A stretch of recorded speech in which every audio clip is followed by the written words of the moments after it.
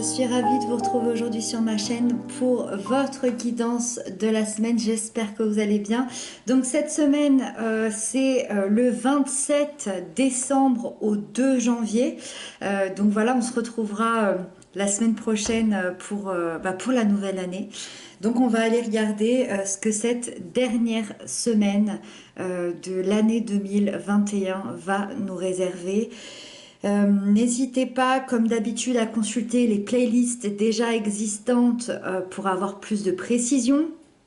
N'hésitez pas également à venir me rejoindre sur ma deuxième chaîne YouTube. Je vous laisse le lien en barre d'informations. Et puis c'est parti, on démarre. Et puis n'hésitez pas aussi à partager, liker, me mettre des commentaires. J'adore vous lire. J'essaye de répondre à chaque personne comme je peux. En tout cas, voilà, j'essaye de m'y tenir et j'adore vous lire. Et c'est parti. On découvre les cartes ensemble. Alors, j'ai fait une petite modification pour ceux qui ont l'habitude de me suivre pour la guidance de la semaine. Vous me direz si vous préférez l'ancienne version ou celle-ci. J'ai eu envie de rajouter une carte qui est l'énergie générale. Je trouvais que ça manquait un petit peu. Je commençais tout de suite par les forces et les peurs, etc. J'avais envie de teinter cette semaine-là. Je pense que ça me paraissait important, donc j'ai rajouté la carte générale. Et à la place de la carte conseil, parce que je donne déjà beaucoup de conseils dans les guidances mensuelles, j'avais envie de mettre une carte surprise. Donc voilà, quelle sera la surprise, une petite surprise de la semaine pour notre plus grand plaisir. Allez, c'est parti, on détaille tout ça ensemble. Donc, comme je disais, l'énergie générale, les aspects positifs, les peurs, les blocages, les couples et les célibataires, le professionnel et puis donc la surprise de la semaine. C'est incroyable parce que dans les forces, la semaine dernière, vous aviez exactement la même carte qui est la grande prêtresse. Donc, je ne vais pas modifier, hein, le jeu est comme ça, donc je vais me répéter un petit peu, c'est pas grave, mais c'est cool parce que, d'ailleurs c'est marrant parce que je me souviens avoir dit la semaine dernière que cette énergie, elle était tellement forte qu'elle pouvait pas se réaliser en une semaine, et donc là voilà, la deuxième semaine encore, donc il y a encore du travail, il y a encore des jolies choses qui vont arriver. Alors, c'est parti, on démarre, on commence. En énergie générale, vous avez une carte absolument sublime qui est la carte de l'appel. Donc, c'est la carte numéro 20, hein, on voit ici. Et la carte numéro 20, c'est tout simplement la carte du jugement. Personnellement, c'est une de mes cartes préférées du tarot parce que je la trouve puissante, incroyable. C'est le symbole de la renaissance. Ça peut sembler bête comme ça peut sembler simple, mais la renaissance, pour moi, de mon point de vue, c'est complètement incroyable. C'est vraiment renaître peut-être d'une vie qui nous convenait plus, peut-être comprendre aussi notre intériorité. C'est aussi le symbole de la nouveauté, donc c'est vraiment représenté comme le phénix qui renaît de ses cendres. C'est une renaissance de l'énergie passée et donc une guérison intérieure assez profonde. Alors, je ne pense pas que ça fait... je pense pas que c'est seulement cette semaine que vous vivez ça. Je pense que c'est un processus que vous vivez depuis un moment, depuis environ 2 ans, je dirais, pour certains. Et c'est un véritable réveil de l'âme. Un réveil de l'âme à être éveillé justement, à être éveillé au monde, aux décisions, à votre être intérieur, à être authentique, aligné, ancré. C'est une deuxième chance que la vie vous offre, que vous offrez aussi, et vous avez su accorder ou recevoir un pardon lié à vos expériences passées, et grâce à ce pardon-là, vous allez pouvoir vous éveiller de nouveau, vous éveiller à de nouvelles envies. Vous allez clairement vers un avenir beaucoup plus en accord avec vous-même. Alors, je pense que ça, c'est très personnel par rapport à tout ce qui se passe. En plus, euh, en ce moment, depuis, en plus c'est marrant, j'ai dit 2 ans, mais depuis 2 ans dans nos vies,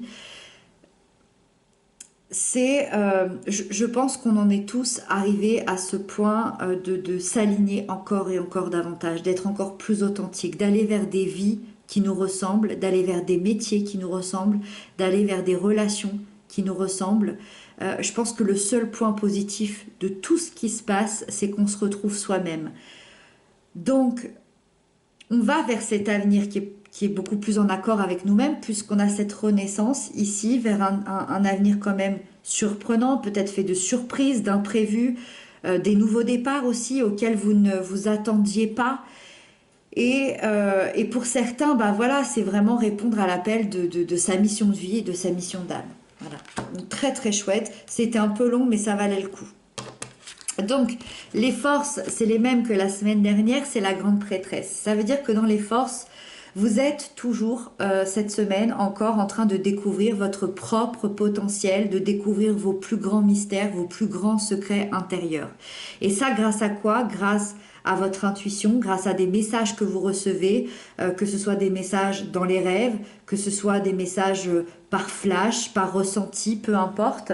Vous découvrez et vous vivez pleinement une ouverture au monde de l'invisible.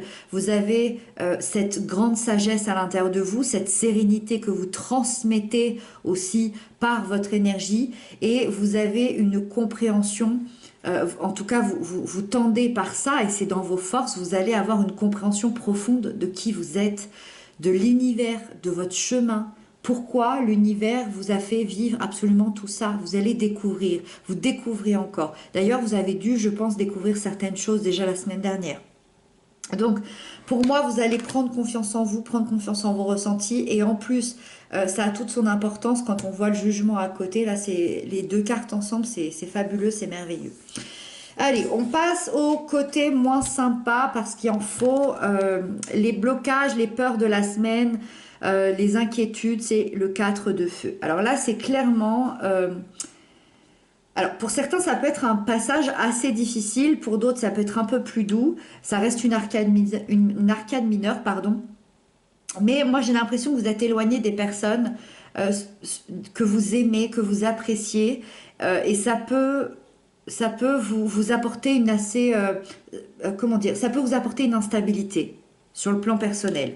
C'est-à-dire que on voit clairement, on ressent clairement des difficultés relationnelles quand cette carte elle est dans son sens inverse. Et ça peut être des tensions familiales, ça peut être des tensions amicales, ça peut être des tensions avec votre amoureux, amoureuse. Et ça va peut-être bloquer certaines communications, ça peut causer des incompréhensions, des rancunes, ça peut effectivement vous bloquer et vous pouvez justement rentrer euh, en insécurité personnelle.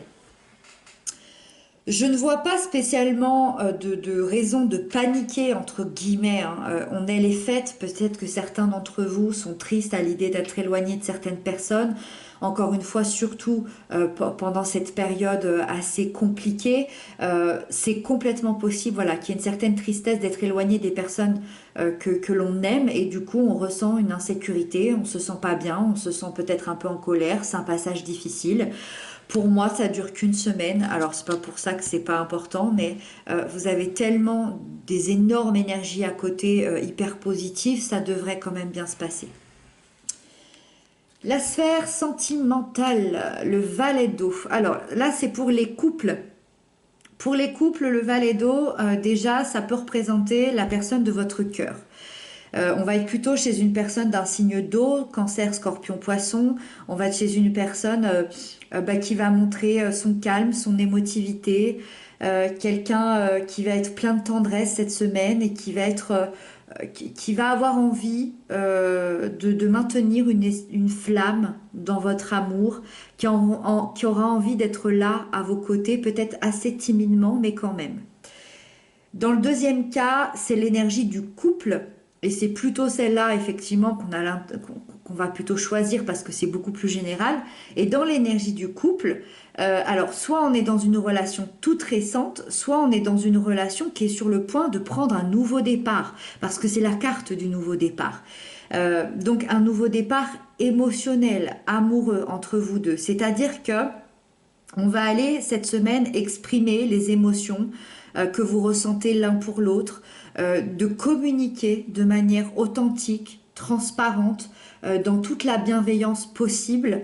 C'est vraiment l'amour à fleur de peau, c'est les sentiments délicats, mais très sincères. C'est vraiment le prendre comme un enfant, comme un adolescent, très gauche, très timide, mais ça a le mérite d'avoir fait ce pas. Voilà. Alors, pour les célibataires, on a la 7 d'air. Alors là, c'est un petit peu plus compliqué, cette énergie pour les célibataires, cette semaine, parce que vous pouvez avoir de la difficulté à montrer qui vous êtes réellement. J'ai l'impression qu'il y a une ancienne relation ou que vous avez... alors, soit une ancienne relation où vous avez vécu de la tromperie, du mensonge, des trahisons. Et ça, au fur et à mesure du temps, ça vous a fait porter un masque en société qu'il est difficile pour l'instant d'enlever pour vous par peur qu'on vous blesse à nouveau. Alors vous allez me dire pourquoi ça ressort cette semaine.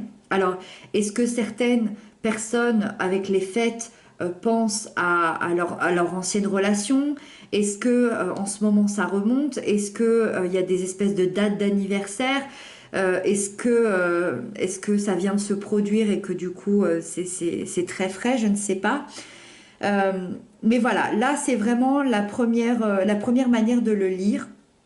Cette ancienne relation où vous avez été blessé et qui vous fait porter ce masque en société pour l'instant. Si c'est pas du tout le cas, cette énergie, elle peut arriver là comme une alerte, une mise en garde. C'est-à-dire que si vous rencontrez quelqu'un actuellement, donc dans les jours, dans les semaines à venir, c'est une petite alerte qui vous dit que vous pourriez avoir affaire à quelqu'un qui mentirait sur qui il est, sur sa situation. Donc attention à vous, attention à vos rencontres, attention à poser les bonnes questions. Voilà, encore une fois, ça reste une arcane mineure, c'est pas très grave en soi, mais ça reste une carte de méfiance envers les autres. Voilà.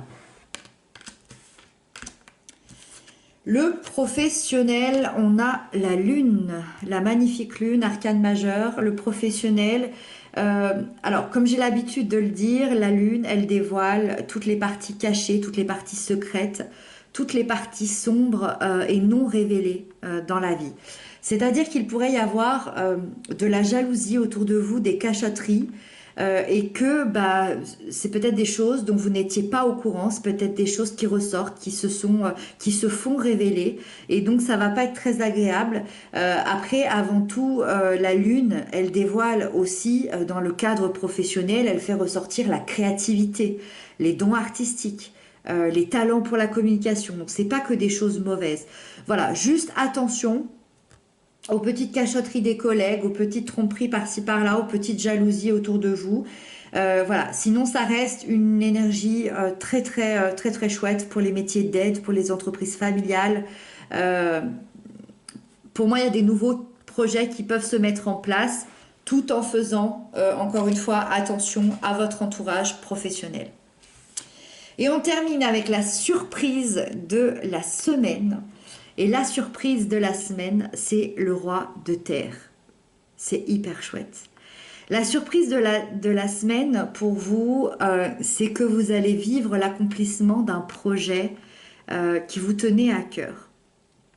Donc on peut parler vraiment de n'importe quel projet, hein. Ça peut aller d'acheter un canapé à monter une société, à réaliser un rêve, je ne sais pas. En tout cas, c'est très concret, c'est quelque chose de tangible, c'est quelque chose qui s'installe dans la matière. Vous atteignez un sommet personnel de réussite, peut-être un objectif de vie, parce que vous avez su aussi travailler pour ça, vous avez su vous démener pour ça. Et vous allez profiter de ce projet, de cet objectif, de cette chose. Vous allez pouvoir en profiter cette semaine. Et vous allez aussi pouvoir vous dégager l'esprit de certains soucis et vous accorder ce répit que vous avez tant mérité. Donc un petit instant de répit aussi pour cette fin d'année, hein. Et donc c'est plutôt chouette ce petit répit-là comme petite surprise. Voilà. J'espère que cette guidance vous aura parlé. J'ai été ravie de vous accompagner dans toute cette année 2021 et on se retrouve pour cette nouvelle année 2022 avec, j'espère, encore plus de messages, encore plus de guidance, encore plus d'accompagnement. Et voilà, merci. Merci d'être là, merci de me soutenir. Et je vous dis à très bientôt. Prenez bien soin de vous. Et je vous souhaite une magnifique et merveilleuse année 2022.